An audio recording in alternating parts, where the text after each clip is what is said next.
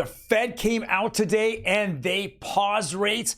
But what did they omit when they paused rates? Next.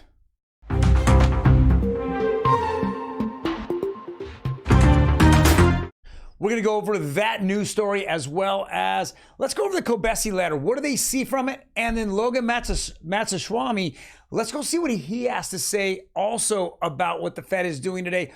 All on Real Estate Daily. Welcome, everyone. My name is Troy, and every day we go over the latest news in real estate, housing, and the mortgage market. Now, before we jump into it, do me a favor, smash that like button. I'm going to give you the best 5 to 10 minutes. I'm going to give the best analyst minutes that you're going to get. So I'm going to analyze all the news that's coming in and how does that affect the housing market. And at the very end, wait to the very end, I'm going to give you what I'm feeling is happening today in our market.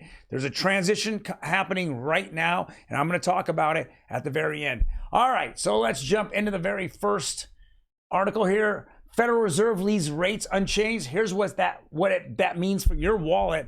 It doesn't mean anything for your wallet, okay? So let's be very frank and honest with it. Okay, if your wallet was hurting before, like 62% of all Americans are living paycheck to paycheck.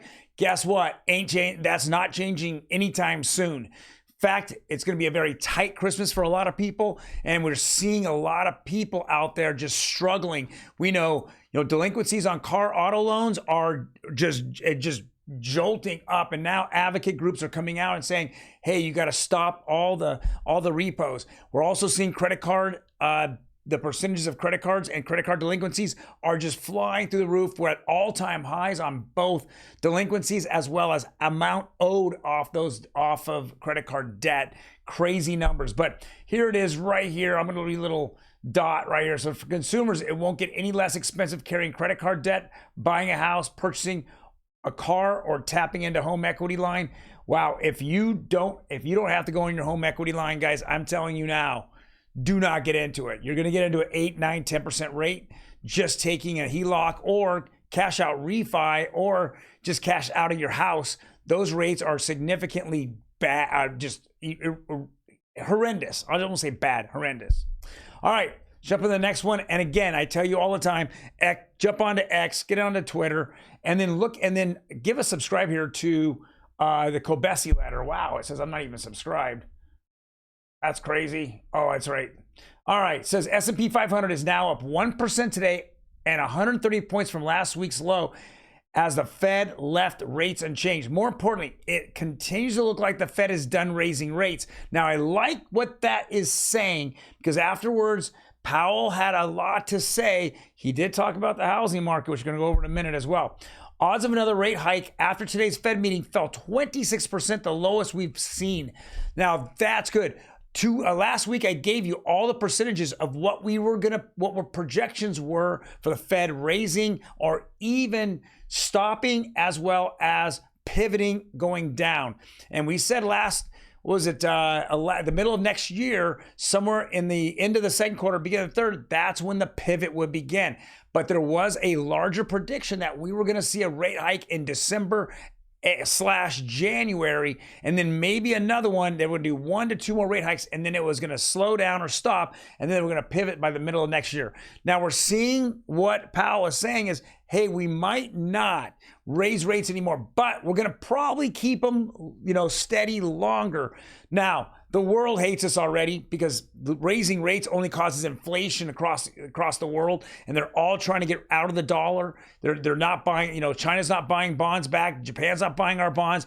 So what does that mean for you? That means they bought a bond for 1 year, it expires. Instead of rebuying that bond or repurchasing and keeping that on their books, they're saying there's other better potential ways to make money, and they don't want to give it to the United States because when you're buying bonds, you're funding the U.S. government, and that's not the way they want to do it. Janet is not happy about this, and we're seeing that the bonds are not being purchased, and by the U.S. citizens now are slowing down on purchasing, and she panicked when the 30 bond and the 10 bond did not do well, and now she's going off the 5s and 2s and 1 years.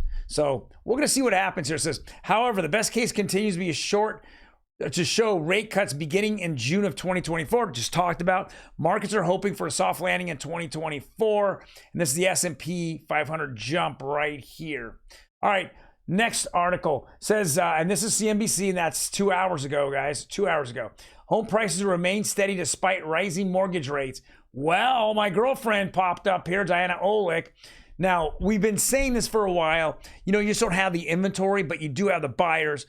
If you were to ask me, in all sincerity, what was the best time to buy a house in the last 4 years? It is today. And there's no question about it. Because a lot of buyers are sitting on the sideline waiting for that. Imagine if we had 5% rates today, we would see another 2, 3, 4% on a monthly basis, home prices going up. And don't tell me the affordability is not there. The affordability for people who can't, who have low paying jobs, I get it. They can't get a home. I understand it, right? The ship has sailed. You had an opportunity, possibly, maybe not. Depends on your situation, but that's sailed. But there are so many people still sitting on the sidelines waiting to jump in. Two income families are out there saying, hey, we need to jump into this. When you start looking at the amount of wealth that you have accumulated in a lifetime by owning a house is so significantly different than someone who's always rented their entire life, that you almost, for the average person, you die very poor without very much going on. With a house, that changes everything. Keep that in mind. All right, let's jump into the last one. This is Logan Mohtashami, and he is one of the big contributors over at Housing Wire, and he's coming to national fame. I actually met him a couple times. I've talked to him once. And he's been doing this for 4 or 5 years. He's very good at what he's doing. And I like what he said here. Finally, the Fed admits the housing market is impacted by higher rates.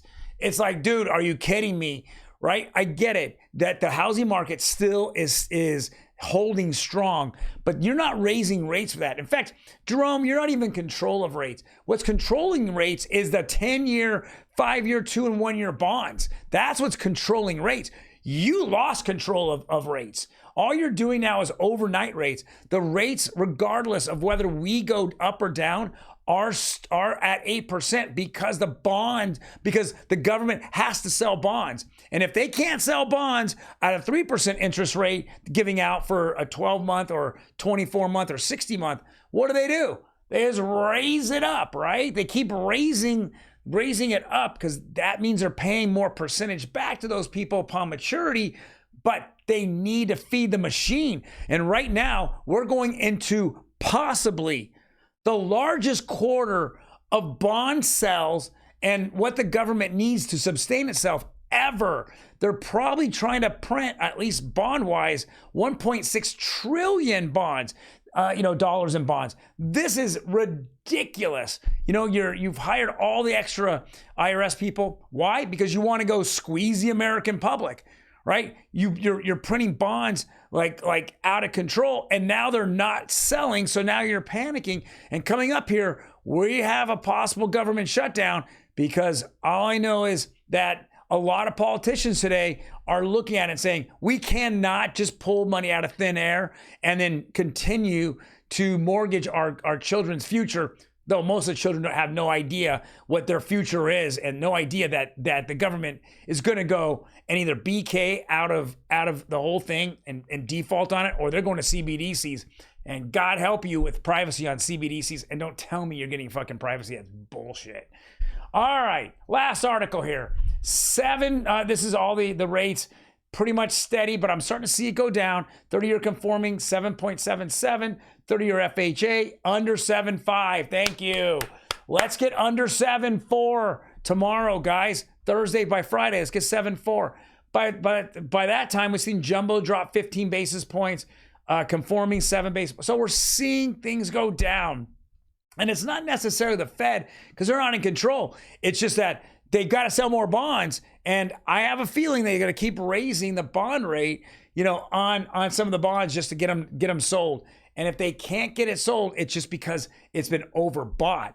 And that is the fear of Janet Yellen. So, All right, guys, what is my opinion of the market? Well, I'm starting to see out there that there's more, the amount of inventory out there isn't changing, meaning that I'm not seeing a bunch of new homes hit the market. In fact, I'm seeing the opposite. Less homes are hitting the market. What I am seeing, though, is that the fear and index greed is now starting to go really fearful.